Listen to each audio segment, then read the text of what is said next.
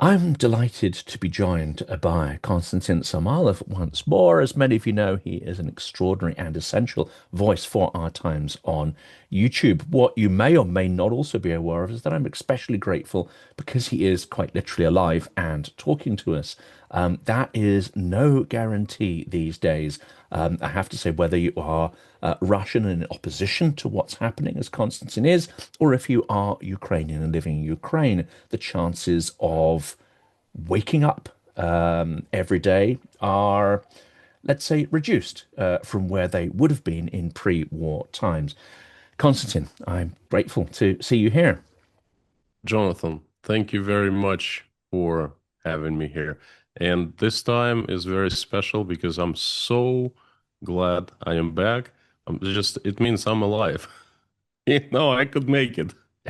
Means we're both alive. I think we were sharing, near death experiences just before we hit record, and I know I laughed there, but it's a slightly sort of nervous laugh because obviously we're dealing with something really rather serious and scary. Could you tell the audience a little bit? Some people will know the story, maybe not many will know the full story. Could you tell us what actually happened? Because to me, it bears all the hallmarks of a classic sort of FSB operation to either terrorize somebody, to silence their voice. And actually, we don't care whether, I mean, they don't care whether that voice is silenced temporarily or permanently. To them, it's all the same. Tell your story if you could, or which bits of it you're comfortable telling.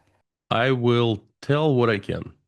And before before I start telling, I would like to explain why we laugh. It is really a nervous laugh. We discussed pretty serious things before we started recording this conversation, and uh, as Jonathan just said, that we discussed near death experiences. Well, mine wasn't near death, but I feel like I am living near death lately, because well, just in a couple of minutes, I'll tell about that. But and then as we talk, we kind of like laughing a little bit because if we weren't, that'd be too scary, too depressing, and too sad. So this is like a sort of a little comic relief, I could say. That's why we do a little bit of laughing here and Out of there. crying and Listen, laughing, we choose laughter, but yes, that if yes, we yes, it could be the other way, of course. yes, crying and laughing, yes. Well, anyway, as some of you might know, I've been in exile in Uzbekistan and Central Asia for 4 years now, and I have been pretty vocal now about my stand against the war, my stand against totalitarianism, against Putin's regime, and stand against the war with Ukraine. Okay. A lot of things have happened over 4 years. My audience has grown to 125 million people. I've been interviewed by different media. I founded a nonprofit in the United States helping Russian and Ukrainian refugees find a new home in the USA. I've been invited to participate in a Canadian nonprofit, but I've been fairly active there.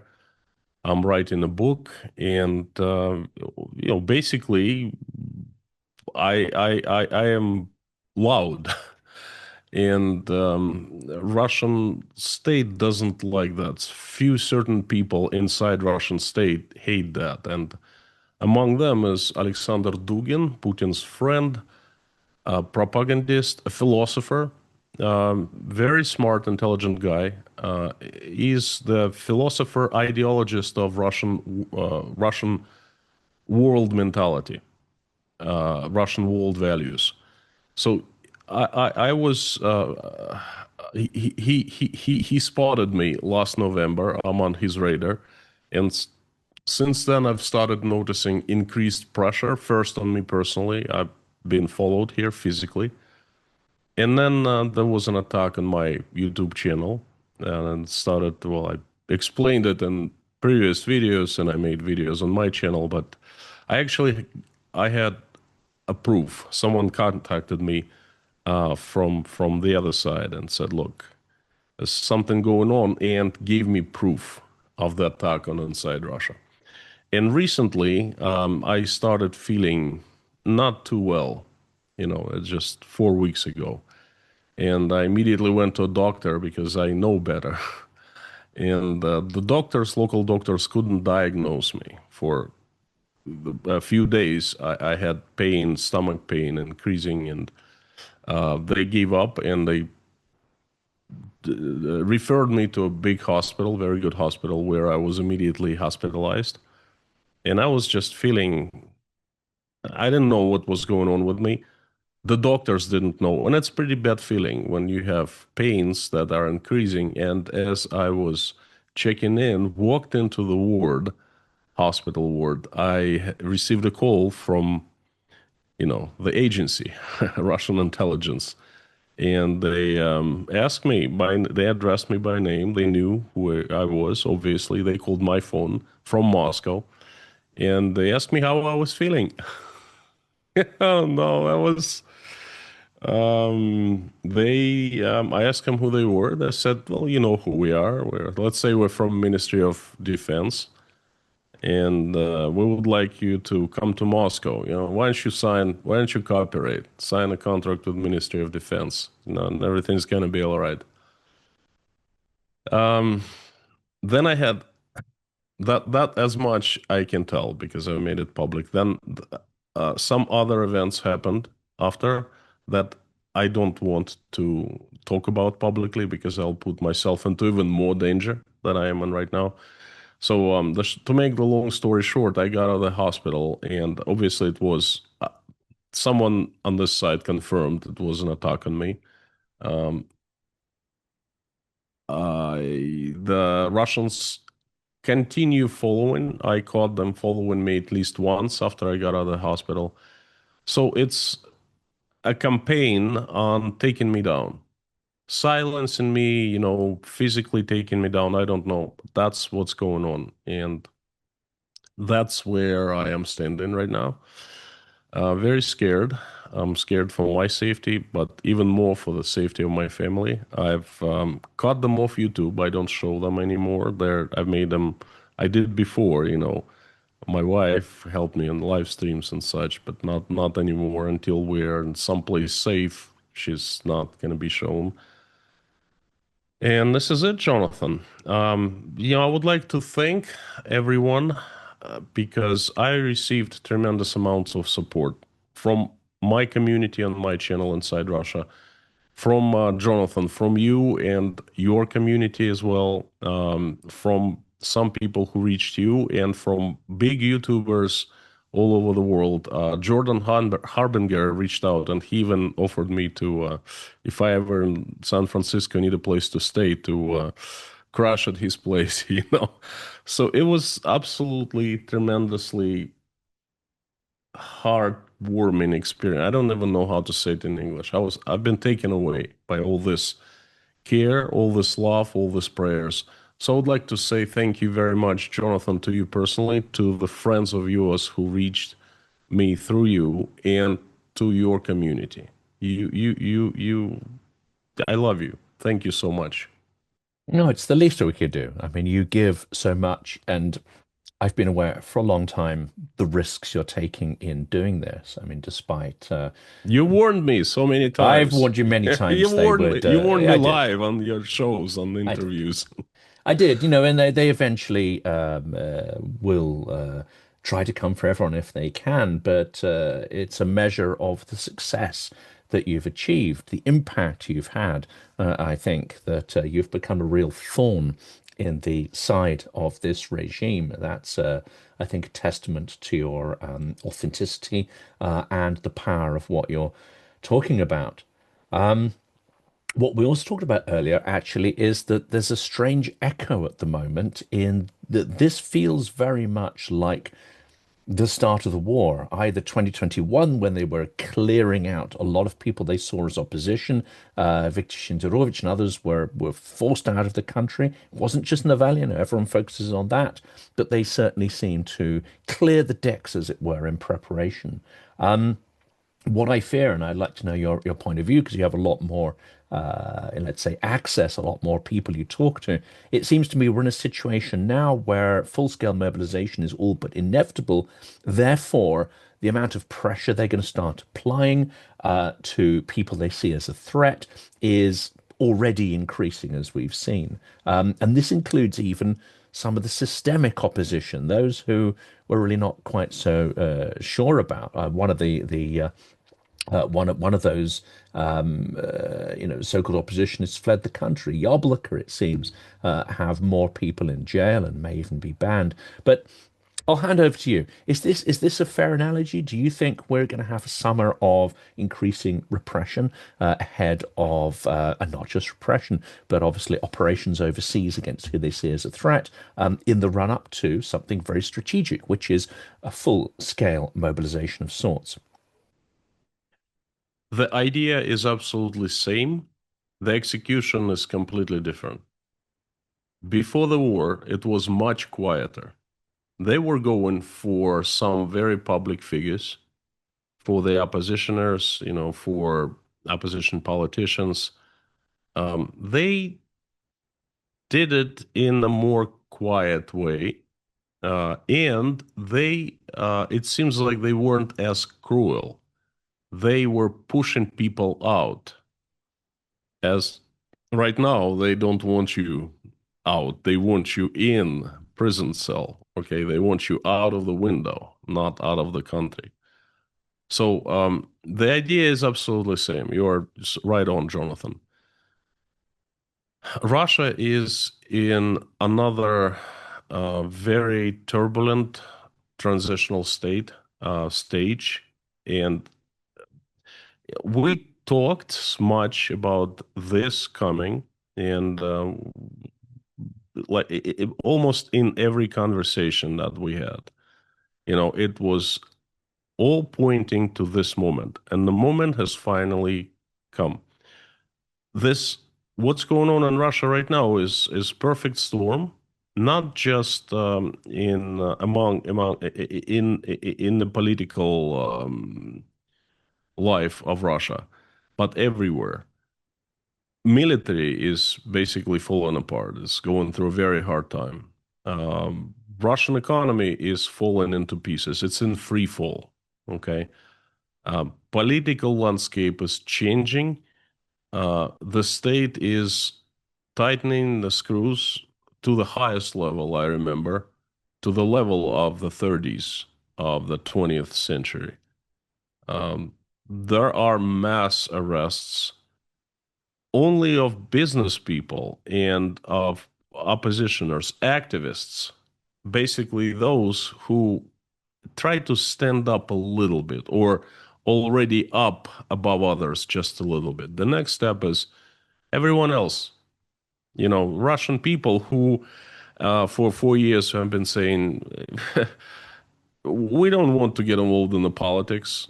Politics is far away. We stay away. It doesn't concern us. Well, that's going to concern them very directly. So their next target. But current target is everyone who is vocal or visible.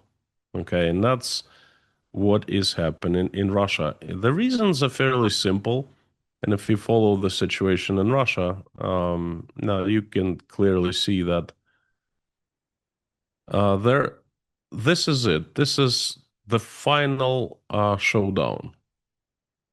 Russia is at the biggest, largest, last major crossroad. Okay, there are two paths.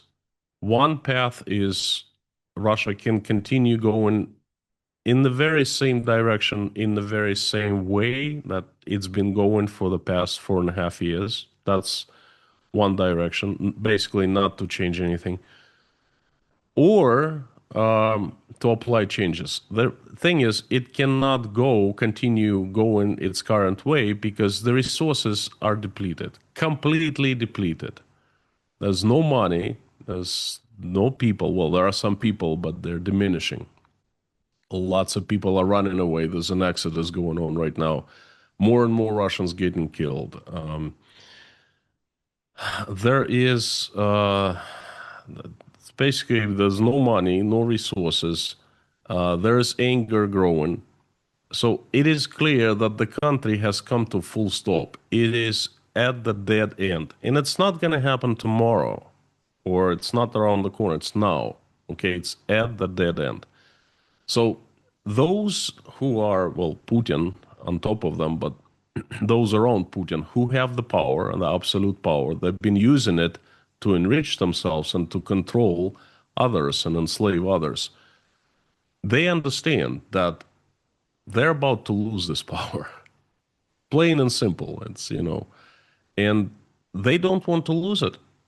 So they need to change things. And there's only one possible change, and that is escalation and increasing of oppression. It's plain and simple. So we are seeing this huge shakes in the Russian political landscape, like Yabloko party, okay?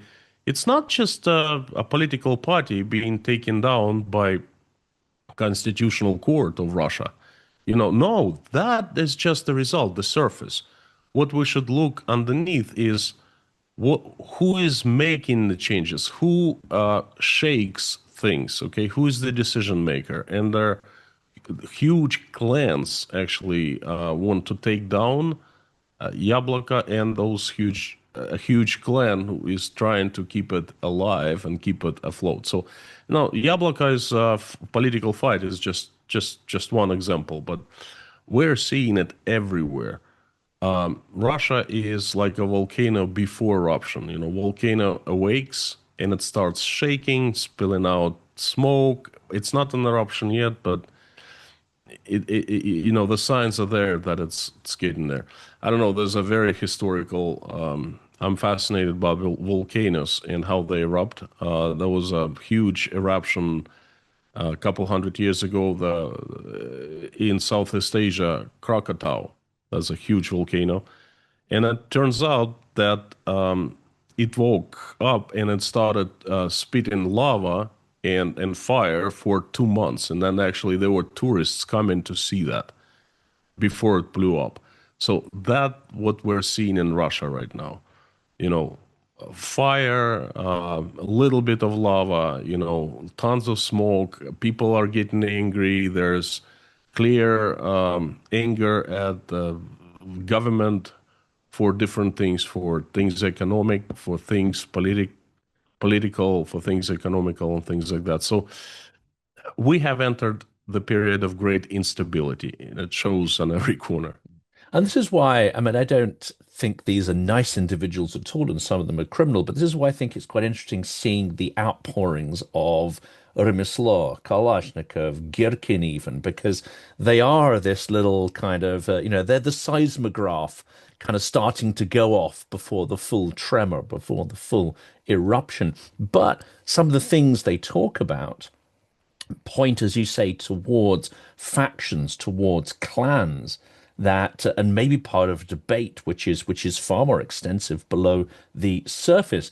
We had that extraordinary interview in The Economist by an oligarch. And of course, Melnichenko. Melnichenko, that's right. And of course, the title was awful. The piece itself was awful. The way it was positioned as this is the guy who's going to save Russia. I mean, this is ludicrous. This is the guy who helped to loot Russia, to rape it of its resources, and who's the last person who'd want to change the system. But as you say, he doesn't want to lose his place in that hierarchy. He doesn't want to lose his access to the system. But I don't know if you want to comment on that in particular and whose Khrushchev might be behind him. But does all this point to sort of, would there be arguments, or is it really factions who dare not show their faces at the moment? Because if you're an opposition to the regime, you probably wouldn't last long. We're back to Windows, as you said earlier. From what I am seeing, situation has been simplified. Before, there were many clans, fractions. I call them political clans, okay? And they were well, for the past 20 years, they were in a constant state of total war, everyone against everyone. Um, but now things are different. In 2026, things changed. Now there are two major groups. There are those who are underneath the KGB, the Siloviki. They are headed by Putin. And I think Putin has become more of a nominal figure, and I'll explain why in a few minutes. So basically, for the simplicity's sake, let's call them Siloviki, those who have power, who want escalation, who currently have absolute power, who don't want to lose it. And there is the other side, the other group, and then bunch of clans joined together because they understand that they all are going to lose everything and die.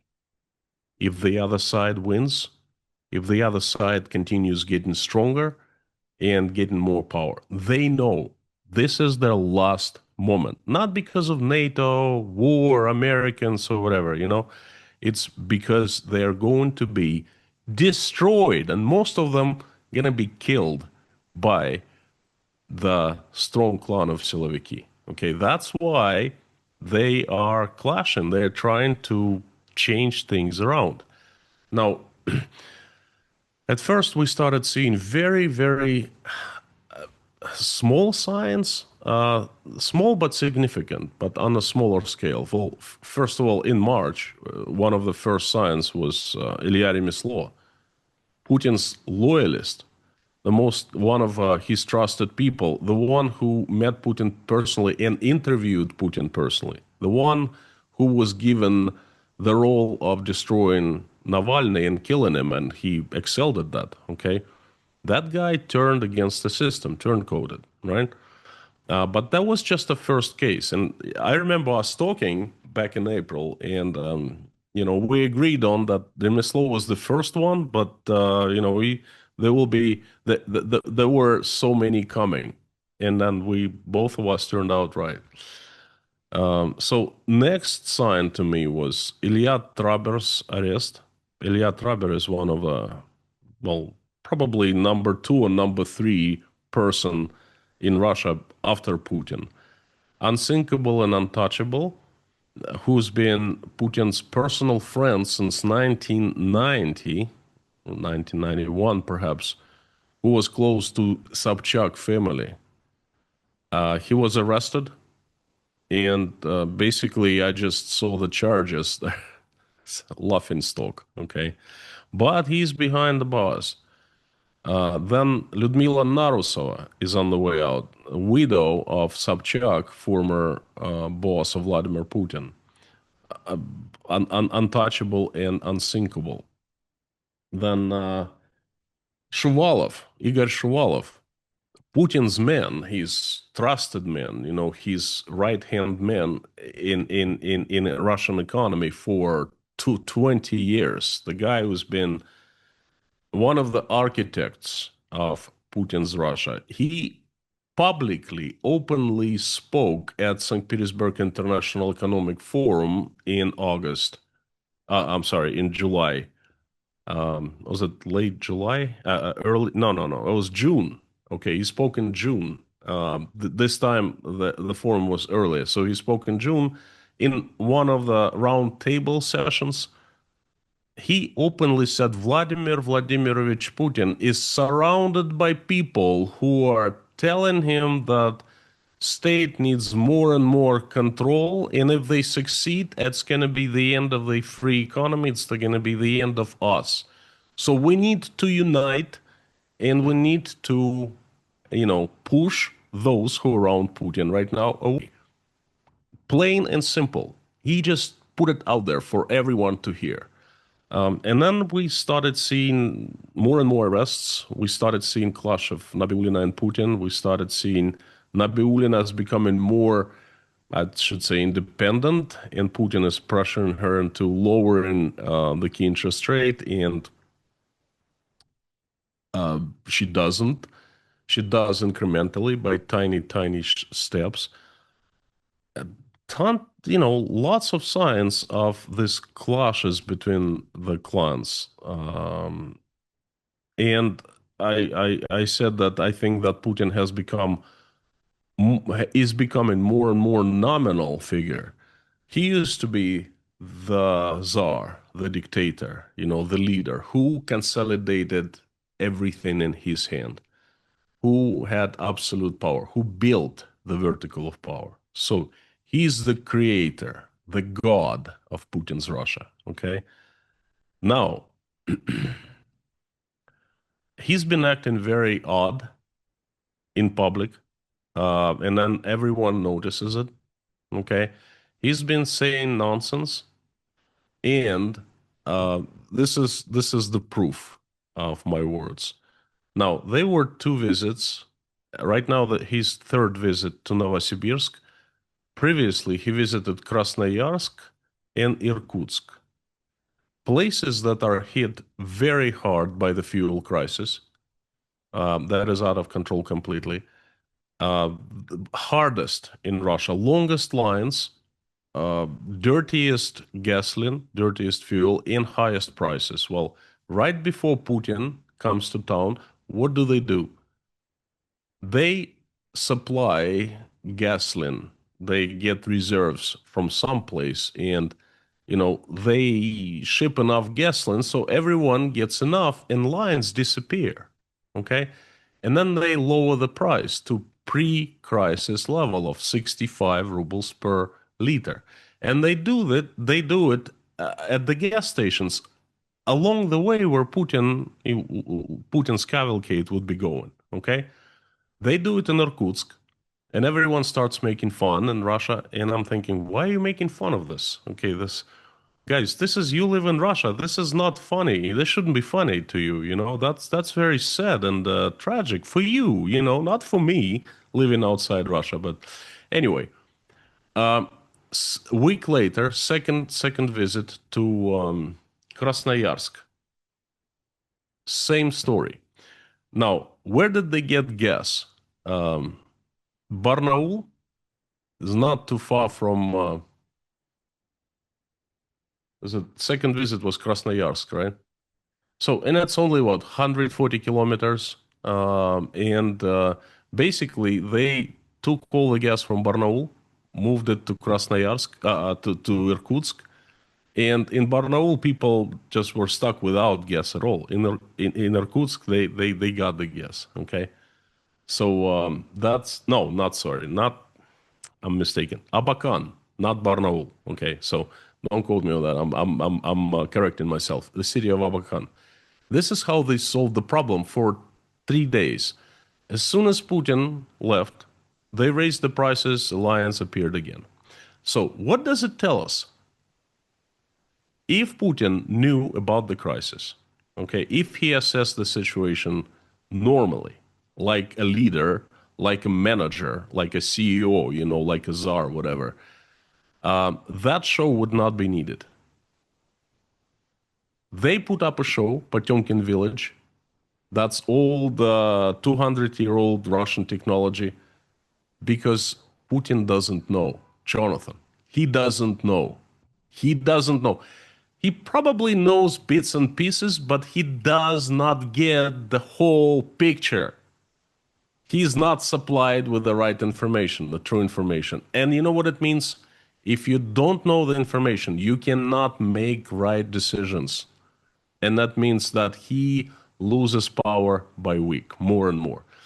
And there are people behind him in the shadows. We don't know who they are. We can only guess. I have my guesses, but I cannot prove it. But I think I'm right. Okay, there are people supplying him with this information, coming to him every day, giving him information, And little briefing brown him on puppet things. key, yes, and little Yes, paper packets. Papuchki, yes, yes. And the people who he trusts, apparently, and they say, Vladimir Vladimirovich, look, this is what happens here and here, and you need to make a decision, and we suggest you make this decision. And then he makes that decision. But then this is it. It's not Putin as we know him. That's the puppet. And the puppeteers are, the others who are behind him. And when the stinky substance starts hitting the fan, those guys will disappear in the dark, and no one will know them. And all the fingers will be pointed to Putin. That's him. That's his signature. And he's going to be gone just like that. So at this point, they're keeping him, and he has become a tool of these people. And the group that is not Siloviki, the oligarchs, the officials, the governors, the big businessmen of Russia, the political parties, Yabloko, whatever, they all got together. They understand the situation. That's why they're fighting, because they know that Putin is controllable now, and any one of them can just perish at any moment. Okay, that's what's going on in Russia. So whoever is watching this right now, Jonathan, your audience is going to get like master's degree in Russian political system of 2026. Because that's very, very cutting edge stuff. This is why, and we talked about this before we hit record, this is why it's important to understand history, because when we think of the Great Terror of the 1930s, we think of it as Stalin killed everyone. Well, when you lift the lid on that, you find that many of the denunciations are the NKVD versus the Communist Party. It's the same groups vying for power, control, exacting revenge on each other. Maybe they just don't like a particular individual. Maybe there's some personal grievance or animus they have, and they use the process of the terror to settle scores and wipe each other out and see who remains at the end.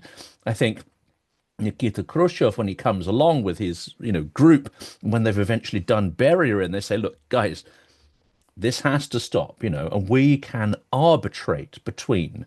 And yes, there will still be competition, but it will no longer be lethal competition using the mechanisms of terror and mass slaughter and murder. We're going to transform it into, a different mode of competition. Well, here we are, as you say. I think this allusion to the 1930s is absolutely correct, because here you see now it is the intelligence services still, but there's no longer a communist party. But what you have, as you say, is the vestiges here of the market economy, those who frankly don't care about Ukraine or Ukrainian lives one bit. They do care about their own privilege, their own status, their own resources, their own ability to get rich. And maybe these FSB guys are, have different values that they're focused on. But certainly this points towards a struggle. Does this also suggest that we don't know when or how, but this may well not drag on for another 1, 2, 3 years? From a variety of perspectives. I mean, one is I don't think the resources exist to drag it out unless China is to fully supply Russia as a vassal. That's another scenario. But what do you think? This could. When is this going to break out into the open? I think is the question. Jonathan, before I will tell you my take on how long it's going to drag on, I would like to take a couple steps back and compliment you on knowing Russian history. And you are getting into the territory I haven't heard anyone get into. This is what I've been doing lately. I've been comparing Stalin's system in the 30s and current Russia, and I see more and more similarities between the systems and between the leaders, between Stalin and Putin. Only Stalin was much smarter than Vladimir Putin, because Stalin knew of the danger, grave danger that strong NKVD can posed to personally to him. And what did he do? He rotated. First, Yegoda built the NKVD system. He was at the helm for a couple years. What did happen to Yegoda? He was arrested, executed within days. And then Yezhov was placed. Couple years, what happened to Yezhov? Arrested, executed. Then Abakumov, the same story. Then Beria, and Beria actually was lucky to outlive Stalin for a couple months only, okay? And then Khrushchev and the boys, they knew the danger of Beria and NKVD, and they did the same thing to Beria. They killed him. They executed him, okay? Putin does not rotate NKVD. Putin beefs them up. He's making them stronger and stronger and stronger. And at this point, I think it's too late for him to try to do anything. They've become too strong, too powerful, and they call the shots. But you are so right. This is conversation is the first one on the internet I've heard on this topic about the similarities. Now, what did Khrushchev do? And you are absolutely right again. The first thing he did, he safeguarded the Communist Party and Politburo. He created new rules of the game. First of all, he destroyed NKVD. He disintegrated it. Okay, NKVD was evolved into the Ministry of State Security, МГБ, Министерство государственной безопасности. The entire ministry, okay? What did Khrushchev do? He reduced it to a department of Minister Union. Комитет государственной безопасности при Совете Министров. So he made it much smaller and much less powerful. He made it a non-player on political scene. Okay, he forbade for the KGB to to follow members of the Communist Party. They had their own court system, and the KGB had no right to touch anyone. They had their own. The KGB was forbidden from even approaching the members of Politburo and their families, okay? And Khrushchev beefed up the army and the police. He created a system of political checks and balances, okay? Putin is failing at that. And this leads us to answering the question that you asked me. How long this will go on? I believe it will not drag on for years. In this particular form, the way we're seeing Russian political system, this configuration, it will be either, it'll either blow up and erupt as a volcano, or it'll change. Now, how can it erupt? Civil war. And it'll start with a political civil war. And that's going on right now, but it's still underneath the carpet, okay? It just can spill into the public. It's easy if someone says, well, I know it's impossible. Very possible. How many private armies are there right now? Quite a few. And what do private armies do? Well, they fight. They protect whoever pays them. Okay. An example, Sergei Sobyanin, one of the biggest Russian private armies. That its official role is to provide security to the subway system, Moscow subway system. But you know what? Come on. That's what the federal police does. Okay. Ramzan Kadyrov, 80,000 troops, 80,000. High-tech equipment, armor, you name it. They're well-trained, great training facilities, okay? And I can go on and on. ЧВК Redut, private army Redut right now, there is a big scandal around it. They're trying to break it up, but they're having a hard time because probably someone doesn't want it to be broken apart. They wanted to use it as a political, military, the strongman resource. And there's still the core of Wagner hanging around that could be used by a player within the system. Yes, Wagner hasn't disappeared. Yes, they broke it down into different pieces, but they just stashed them around. So that's number one, an open conflict. Number two, the Siloviki, this dark force, can take over entire Russia. Keep Putin as the puppet because he's very convenient to them, okay? They don't like to show their faces. Putin is a perfect face for them, okay? Putin They make decision, Putin executes. But to everyone, to all Russians, it's still Putin, you know? And in this case, if they gain unlimited, well, absolute power, unlimited power, and then the first victims will be those who are putting up a fight against them. Shuvalov, Nabiulina, Siluanov, Sobyanin, Mishustin is one of the first ones to fall. You know, if we start seeing this, the people on this side, you know, more oligarchs, the ministers, getting victims, either getting fired or getting exiled or getting, you know, flying out of the windows and things like that, we know that this dark force is winning. So that answering your question, unfortunately, well, in scenario number one, I think that the war in Ukraine will be over fairly soon because there will be not enough attention paid to the war in Ukraine. There'll be war inside Russia against domestic enemies, so to speak, Once the that other kicks clans. off, you can't Yeah, sustain a once that war kicks off, across yes, a yes, 1,000 kilometer front line. That will start to fall apart. yes. And then scenario number two, unfortunately, I think that they will keep on fighting the war, but not actively. They will try to freeze along the front line, current front line, because it's convenient for them to have this war. Okay, they need the war to justify decisions.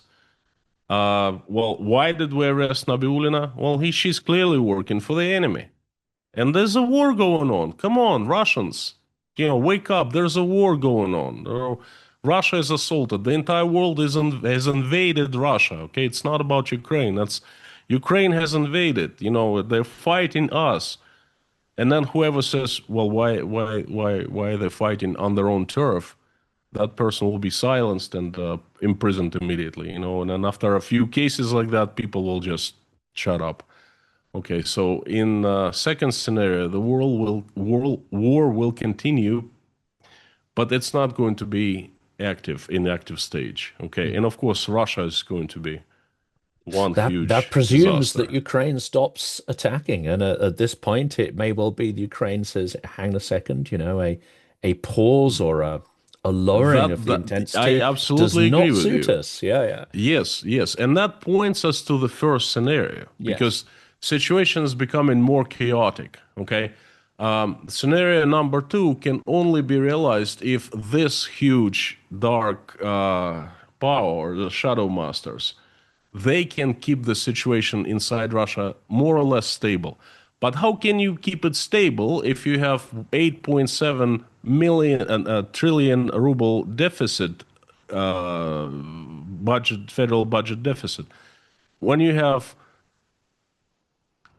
kilometers long lines for gas, and it's getting worse, by the way, you know, And when Ukraine your sending, agriculture yeah, collapses, when you start agricultures. having less and less food at stores, the prices, food and everything, prices for food and everything just, you know, skyrocket. How can you keep the situation in the country under control? That becomes more and more difficult. So And then Ukrainian drones don't just hit logistics along the M14 corridor down to Crimea. They start to hit logistics on the Moscow Ring Road. Then you actually get a full no, siege of the that is the heartlands. reality, Yeah, this is the Jonathan. That's reality. not behind the corner and tomorrow. It's That's has happening. already It's it's happening. happening. Yeah, Right, yeah, right. exactly. It's happening. There's a third terrifying scenario I want to put out there, but this is specifically one to wake Europeans up. And actually maybe to wake some Russians up who are thinking, well, you know, I don't want to get involved in this struggle between Siloviki and so on. The worst case scenario for me here is that this all merges, as I've been saying for a long time, into potentially World War III, which at the moment Ukraine is essentially fighting alone.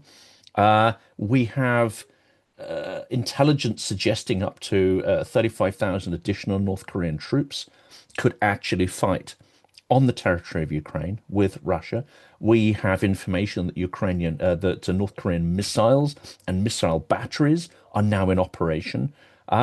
This suggests that The worst case scenario here is that yes, Russia's depleted, Russia's exhausted, but the only way for this dark faction you described to survive is to become vassals of China, tools of China to essentially carry on the war, essentially invade Europe. We have a scenario here where North Korea is invading Europe, and Europe's going, well, is it Europe? Is it not? I mean, this is unbelievable. I'm old enough to think that 20 years ago people would have lost their minds over what's happened so far and would feel the need to do something about it. We're now in the scenario where North Korea is invading Europe and people are like, Anyway, I just put that out there as another possibility, a dark possibility. I would like to give some more food for thought here. I used to think that China is going to take this opportunity and control Russia and somehow start a conflict in Europe to, I can't even say start a conflict, try to destabilize Europe. I think that would be the right word. But now, lately I've been thinking this. Why does China need that?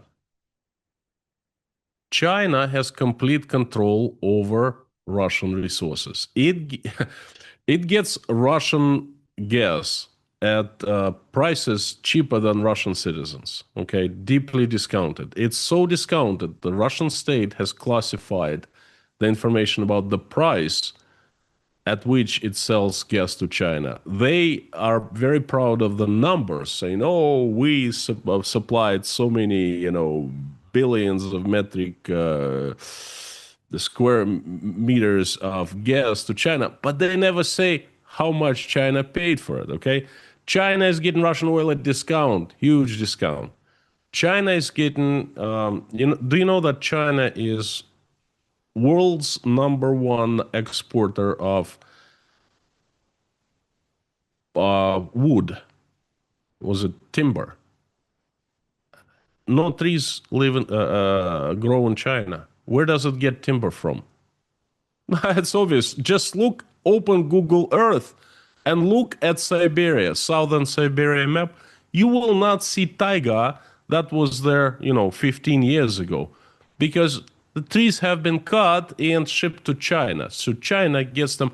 And then the brilliant thing is that Russian state is not involved. It's the locals. They're selling timber to the Chinese, and the border patrol is definitely in the cahoots. It's the local thing away from Moscow. Well, they're selling the behind Moscow's proprietary back. now. Now they're actually selling the land. They're selling the ability to mine it. And I think China is far more overtly building farms and operations on the territory of Russia, as if it was its sovereign territory. I think there's nothing really to distinguish it. It is sovereign in all but name.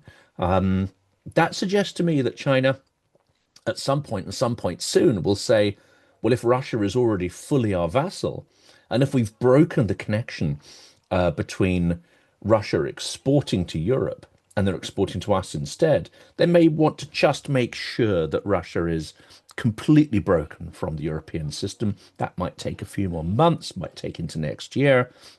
Maybe that's the purpose, not to smash everything, but just to completely sever Russia from its, let's say, European relations.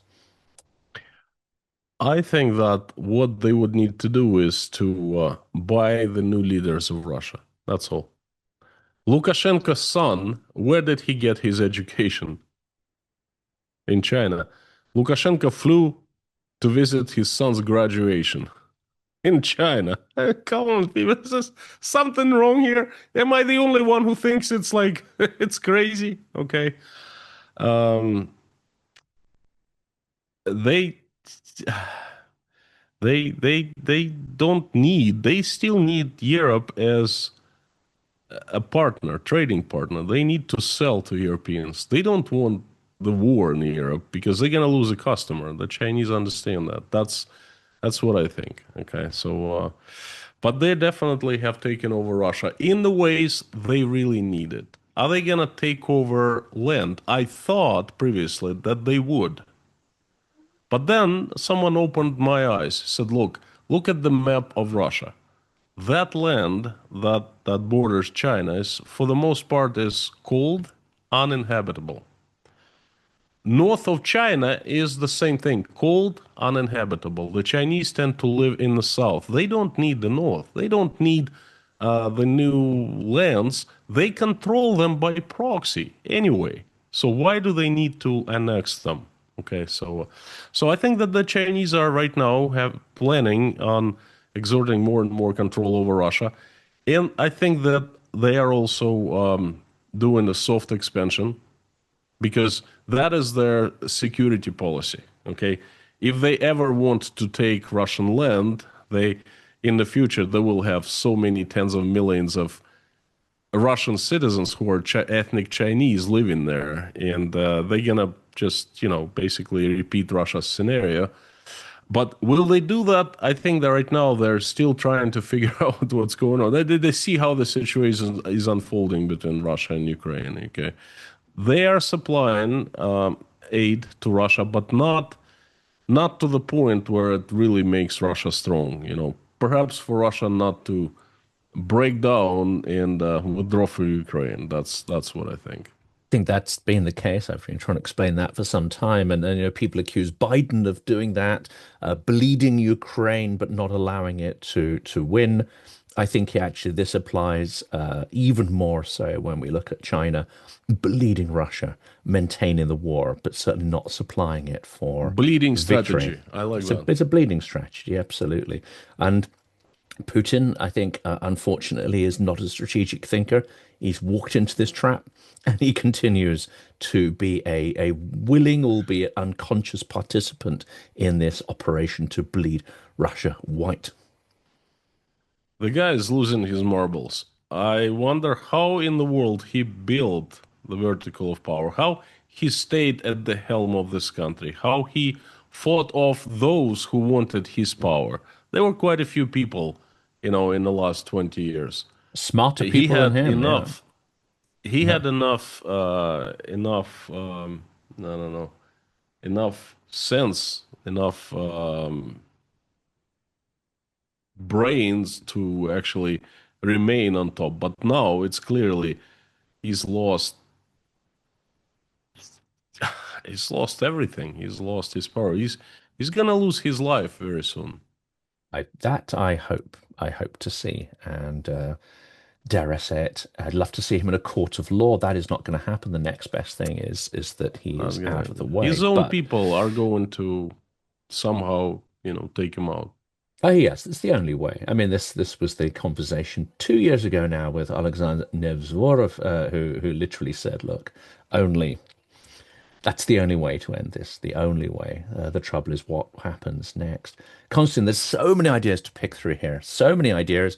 So much to pick up on our next conversation. I think we certainly need to mine this idea so people have a better understanding of these bulldogs beneath the rug as they are starting to emerge.